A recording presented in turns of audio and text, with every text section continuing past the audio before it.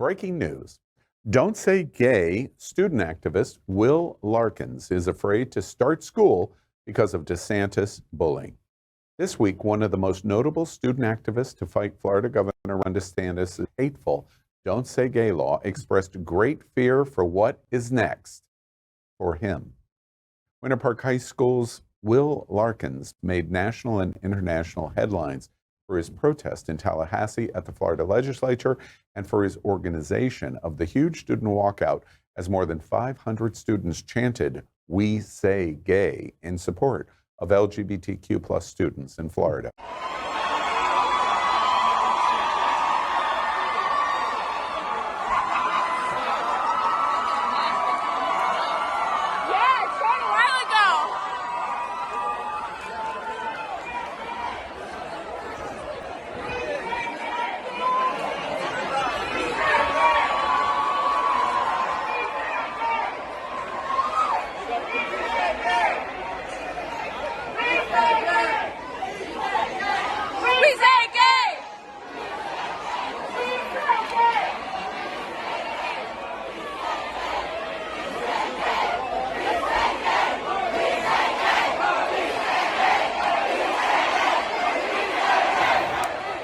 Larkins was a junior this spring during the Don't Say Gay protest that was an inspiration to other student activists across Florida. In an exclusive interview with Queer News Tonight, we learn Orange County schools will begin fall classes on August 10th, the first since the Don't Say Gay became law on July 1st. Larkins is among an estimated 200,000 LGBT students that will start school this academic year in Florida.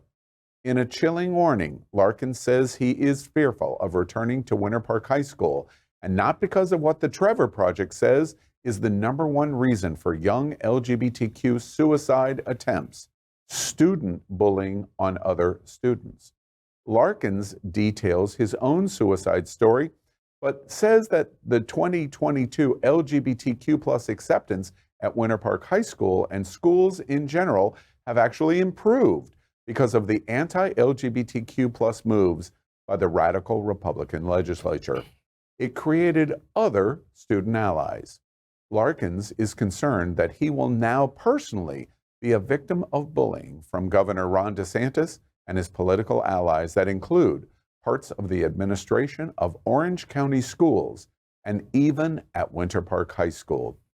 Larkins explained to me that his top ally was an administrator that will not return to school this fall and now finds he won't have an advocate to help him and other LGBTQ plus identified students and keeping them safe. As we have reported at Queer News Tonight, Orange County schools have required removal of safe space stickers, anything identified with the LGBTQ plus community, and even the ability for an LGBTQ plus teacher to have a picture of their spouse in the classroom. The effects of this new law have a clear warning from one of the most visible LGBTQ plus student leaders in Florida: fear over what's next. Larkin promises more protests from Winter Park High School and from across Florida. But in this David versus Goliath battle against the 2024 presidential candidate, a lieutenant governor who said just yesterday that Florida schools would be, quote, teaching the ABCs, not the LGBTQs, end quote, the damage on Florida children will likely be substantial. Queer News Tonight will follow this developing story closely. You both have been in the forefront of the protests this year about what's happened in terms of woke and school books and Don't Say Gay. By the way, did you know when you return to Winter Park High School, you can't acknowledge you're gay? Don't say that. I'll try my best, but I will not, and I will proudly break that law. I want to start there. You return to Winter Park High School. We're all anticipating what's going to be the first implementation of Don't Say Gay as it has become law.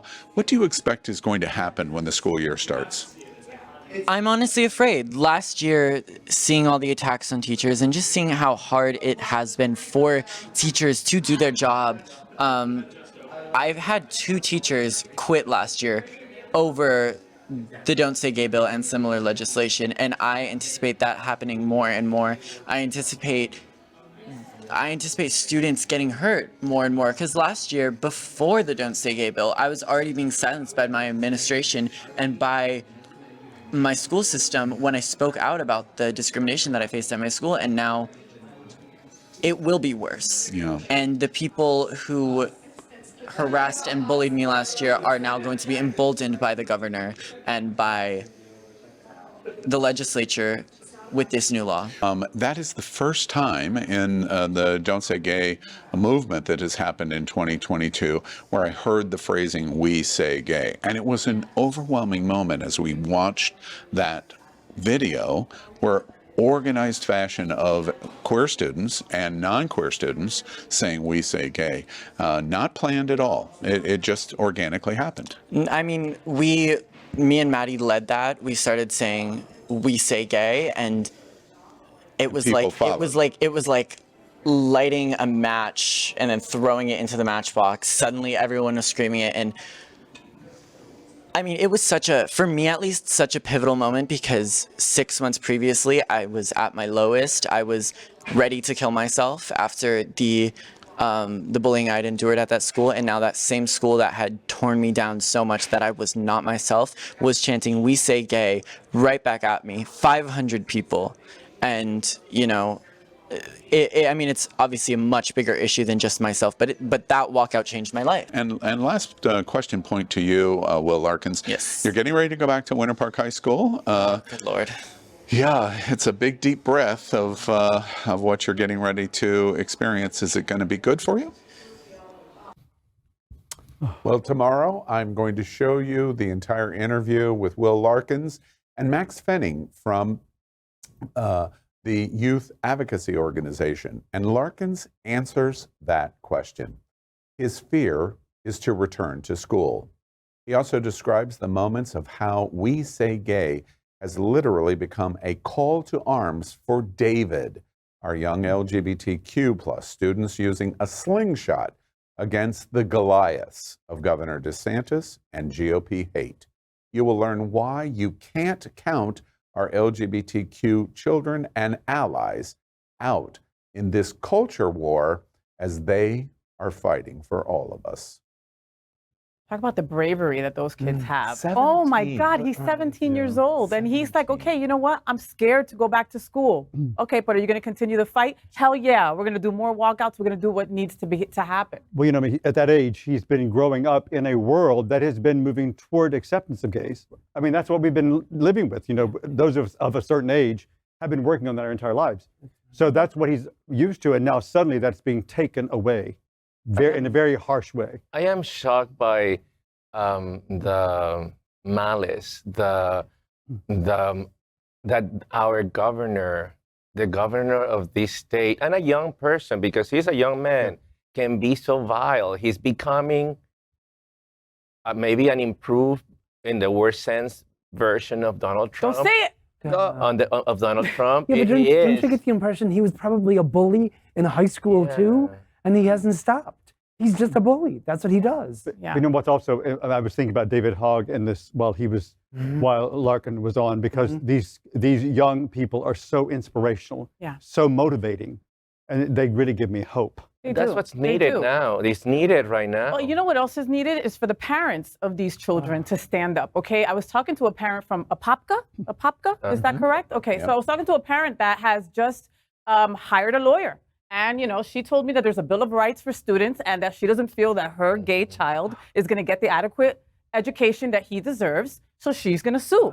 More parents need to do that. Fantastic, yeah. More parents. But you know what she told me? I've been asking other parents to join me, and they're afraid of DeSantis too. What in the living F?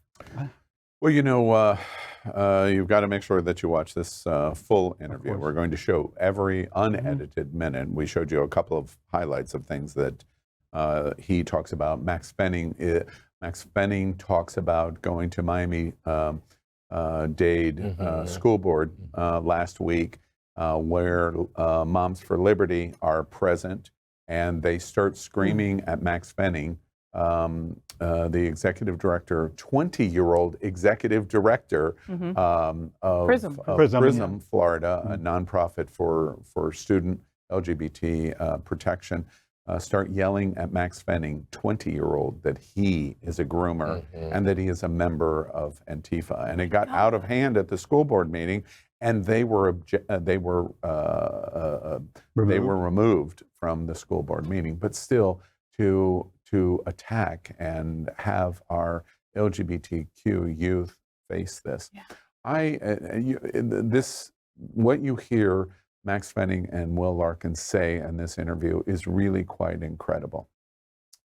The disappointing thing to me in this conversation that you also hear in this is clearly absolutely unbelievable of the quality of strength of activism for a 17-year-old and a 20-year-old.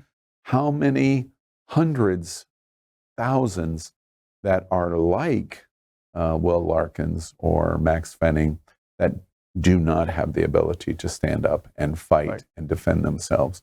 That's the question that is going to be next. August 10th, when it starts in Orange County, and as this begins all over Florida, this gigantic, hateful presidential candidate who is a bully, we all have obligation to tell this story, to protest what is going on, because there are literally tens of thousands of LGBT students that will have no voice, will be bullied into a dark corner, and the Trevor Project is ringing a red alert bell of what the consequences of this is going to be. Max Fenning's appearance at Miami's school board meeting, not just in class or in school, is an example of what is ahead, and it's going to be tragic.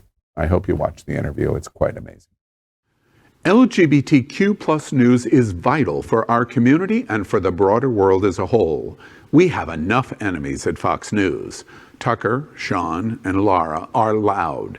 We need passionate allies. Happening Out Television Network, Queer News Tonight, and It's Happening Out are literally out of the closet and into the headlines. Our community needs your support.